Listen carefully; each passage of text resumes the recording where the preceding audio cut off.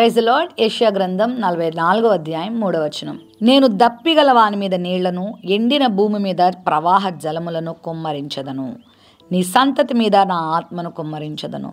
దేవుని వాగ్దానాలు ఎంత స్పష్టమైనవో, దేవుని వాగ్దానాలు ఎంత నిక్కచ్చిగలవో తన బిడ్డల జీవితంలో, తన సేవకుల జీవితంలో ఆయన చేసిన కార్యాలను బట్టి మనకు అర్థమవుతా ఉంది.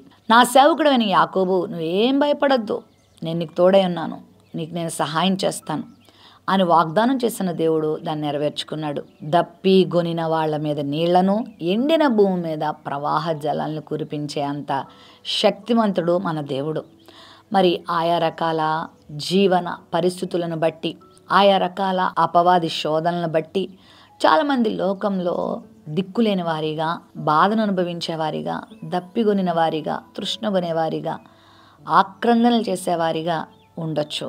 అయితే ప్రవహిస్తున్న వాగ్దానం ఏంటంటే, ఈ ప్రపంచంలో నువ్వు ఏ విషయంలో దప్పికొంటున్నావో, ఏ విషయంలో నువ్వు కృంగిపోయి ఉన్నావో, ఏ విషయంలో తృష్ణ కలిగి ఉన్నావో, కానీ దేవుడు మాత్రం నీ మీద తన వాక్యం అనే నీటిని కుమ్మరించబోతున్నాడు.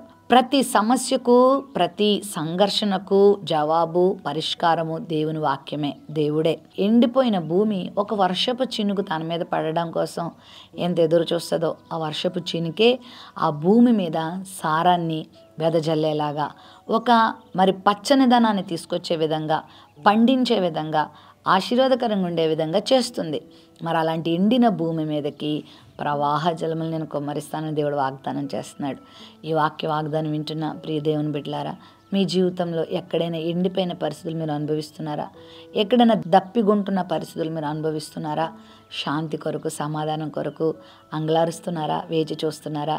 కుటుంబంలో ఈ పరిస్థితులు సరిగా లేవు, ఎప్పుడా నాకు మరలా మంచి రోజులు, ఎప్పుడా నాకు ఆనందం, ఎప్పుడా నాకు సమాధానం, ఎప్పుడా నాకు ఆదరణ, ఎప్పుడా నాకు సహాయం అందుద్ది అని మీరు ఎదురు చూస్తున్నారా? అయితే దేవుడు మీ మీద జాలి పడుతున్నాడు. దేవుడు మీ గురించి ఆలోచిస్తున్నాడు. దప్పిగొనిన వారికి సమృద్ధి అనేటువంటి ఆదరణను, సమృద్ధి అయినటువంటి కృపను ఆయన ఇవ్వడానికి ఇష్టపడుతున్నారు. నువ్వు ఆయనను సమీపిస్తే, ఆయనను విశ్వసిస్తే, ఆయన ఆశ్రయిస్తే, ఆయన చెప్పినట్లుగా నువ్వు చేస్తే, ఆయన ఉద్దేశాన్ని నువ్వు అర్థం చేసుకుంటే, ఆయన కొరకు నువ్వు ఈ లోకంలో బ్రతికితే నువ్వు దేనికి దప్పిగొనవు.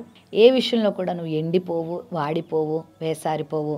నీ సంతతి మీద ఆయన తన ఆత్మను కుమ్మరిస్తానని కూడా వాగ్దానం చేశాడు. అంటే నిన్ను మాత్రమే కాదు, నీ తర్వాత వచ్చేటువంటి నీ యొక్క తరతరాలకు కూడా ఆయన ఆశీర్వాదాన్ని ఇవ్వబోతున్నాడు. కనుక దేని గురించి కృంగిపోవద్దు. ఏ విషయంలో దప్పిగొని ఉన్నా, ఎండిపోయిన అనుభవంలో ఉన్నా ప్రభు దగ్గరికి వచ్చి ఆయన కొరకు నువ్వు ఎదురు చూడు. గొప్ప ప్రవాహ జలముని నీ మీద కుమ్మరించి, తన ఆశీర్వాదాన్ని మీద కుమ్మరించి, తన పరిశుద్ధాత్మని మీద కుమ్మరించి, తన చిత్తానుసారంగా నిన్ను నడుపుకుంటారు. ప్రేమ నమ్మకం కలిగిన మా తండ్రి, ఎవరిని వదిలిపెట్టే దేవుడు కాదు. నిన్ను ఆశ్రయించిన వారి స్థితిగతులు ఎంత భయానకంగా ఉన్నా, ఎంత బాధాకరంగా ఉన్నా వాటిని నువ్వు విడిపించి సమాధానం ఇచ్చే దేవుడు.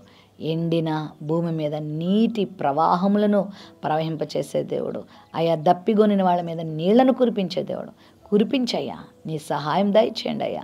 యేసు నామములో ప్రార్థిస్తున్నాం తండ్రి, ఆమెన్.